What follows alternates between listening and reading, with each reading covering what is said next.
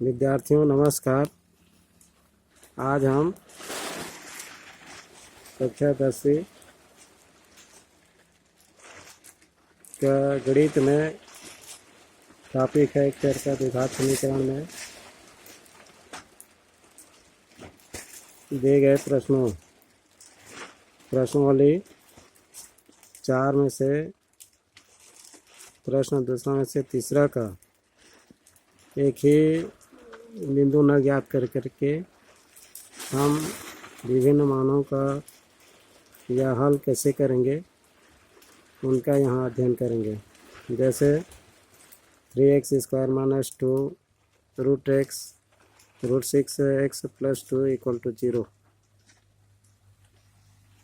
3x का वर्ग ऋण 2 वर्गमूल x वर्गमूल 6x धन 2 बराबर 0 का विभेदक या उसी को विभक्त कर कहते हैं को ज्ञात करना, मूलों की प्रकृति ज्ञात करना, दो शून्यकों या मूलों का योगफल ज्ञात करना, दो शून्यकों या मूलों का गुणनफल ज्ञात करना, द्विघात वर्ग समीकरण बनाना और सूत्र विधि से हल करना, इन सभियों को हम यहाँ एक साथ एक ही प्रश्न का हल करके देखेंगे। तो सबसे पहले हल दिया है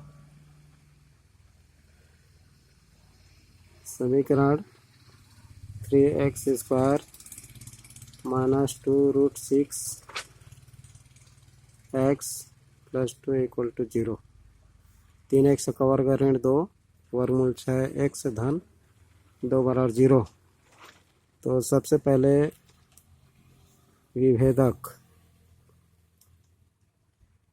विभेदक ज्ञात करना।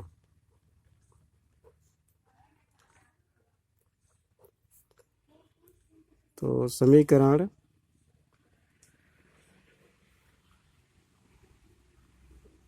को ax² plus bx plus c equal to 0 से तुलना करने पर यहाँ a बराबर 3, b बराबर माइनस 2 रूट 6 और c equal to 2, a equal to 3, b equal to ये जो है माइनस 2 रूट 6 और c इक्वल टू 2, अर्थात a का मान 3, b का मान ऋण 2 कर्ण 6 और c का मान 2, b का मान ऋण 2 कर्ण 6 और c का मान 2। विभेदक का जो सूत्र है, विभेदक को d से दर्शाते हैं। इसका सूत्र होता है b² माइनस 4ac। यहाँ उपरोक्त में जो abc है उसका मान यहाँ पर रखेंगे तो ऋण 2 वर्गमूल 6, b का वर्ग है तो वर्ग किए, फिर 4, a का मान 3 है 3 रखे और c का मान तो है 2 रखे।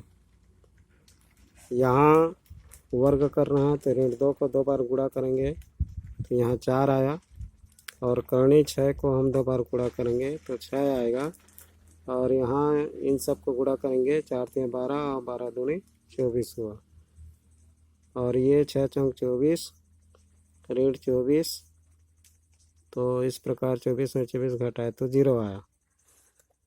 यहाँ हमारा जो प्रश्न है, किसी भी प्रश्न कि मूलों की प्रकृति ज्ञात करने के लिए, दूसरा मूलों की प्रकृति है तो मूलों प्रकृति ज्ञात करने के लिए 3 शर्त होते हैं जिनको हम लोग यहाँ अध्ययन करेंगे। मूलों की प्रकृति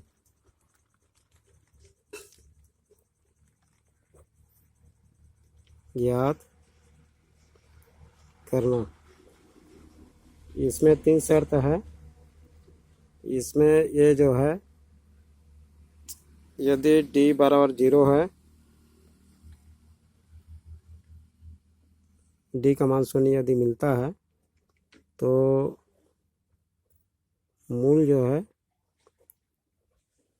वास्तविक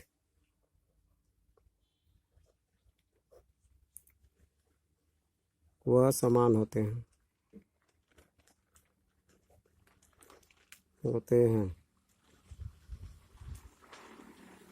बी जो है या दूसरा d इज ग्रेटर देन 0 है, इसका अर्थ है धनात्मक। यदि d का मान धनात्मक मिलता है, धनात्मक प्राप्त होता है,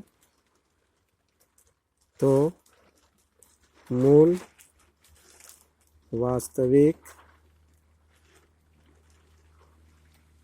व असमान। असमान का मतलब दो अलग अलग मान मिलना, असमान होते हैं। और सी जो है तीसरा d इज लेस देन 0, अर्थात यदि d का मान ऋणात्मक मिलता है, ऋणात्मक, तो मूल वास्तविक नहीं होते हैं या मूल काल्पनिक व असमान होते हैं।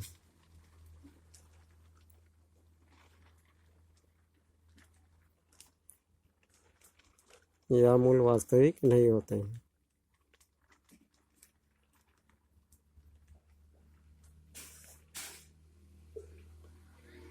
नहीं होते हैं। इन शर्तों को ध्यान में रखते हुए किसी भी समीकरण का विभेदक या व्यक्त कर ज्ञात करेंगे। तो ये जो उपरोक्त सूत्र है विभेदक का सूत्र, उसमें मान रखेंगे और d का मान जो मिलेगा यहाँ उसी के आधार पर निष्कर्ष निकालेंगे।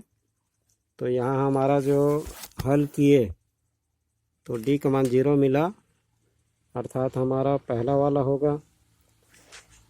कहने का तात्पर्य ये है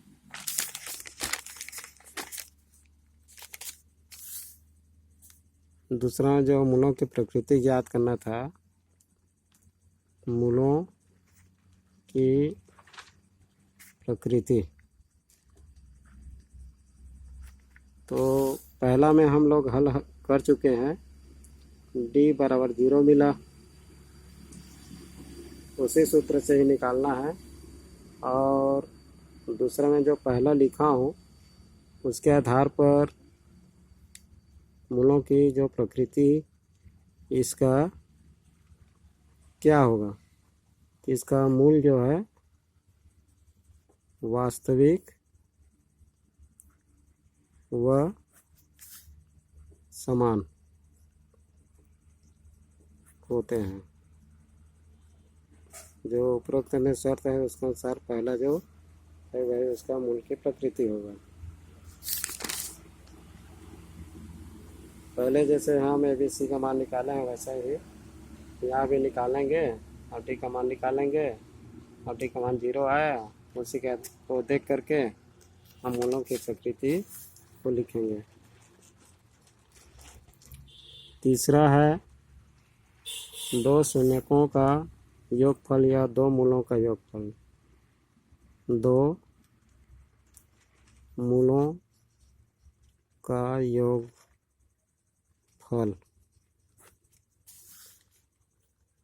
ज्ञात करना या शून्यकों का योगफल ज्ञात करना। तो यहाँ पर जो सूत्र होता है -b अपॉन a होता है, और यहाँ हम जो समीकरण में तुलना करके ABC का जो मान निकाले थे उसी मान को यहाँ पर रखेंगे। तो यह जो है b का मान है वह है -2 वर्गमूल 6, ये ऋण पहले से है और इसका जो ऋण है वो, और बटे a का मान हमारा जो है समीकरण से वो 3 है। इस प्रकार यहाँ ऋण और ऋण का गुणा किए तो धन आया 2 करनी 6/3, ये हमारा दो मूलों का योगफल मिला। फिर चौथा जो है दो मूलों का गुणनफल ज्ञात करना है। दो मूलों का गुणनफल ज्ञात करना। तो इसका जो सूत्र है वह C/A होता है, और जो समीकरण को तुलना करके भी C का मान निकाले हैं उसी मान को यहाँ पर पुनः रखेंगे। हमारा C का जो मान है वह 2 है और A का मान 3 है। इस प्रकार 2/3 हमारा दो मूलों का या दो संयुग्मों का गुणनफल प्राप्त हुआ। फिर पांचवा में जो है द्विघात वर्ग समीकरण बनाना या द्विघात समीकरण बनाना। द्विघात समीकरण बनाना। तो द्विघात समीकरण बनाने के लिए हम क्या करेंगे, इसका भी एक सूत्र होता है, वह है x² minus alpha plus beta into x plus alpha into beta equal to 0। जहाँ अल्फा प्लस बीटा का तात्पर्य है ये दो मूलों का योगफल है, और अल्फा इंटू बीटा का तात्पर्य है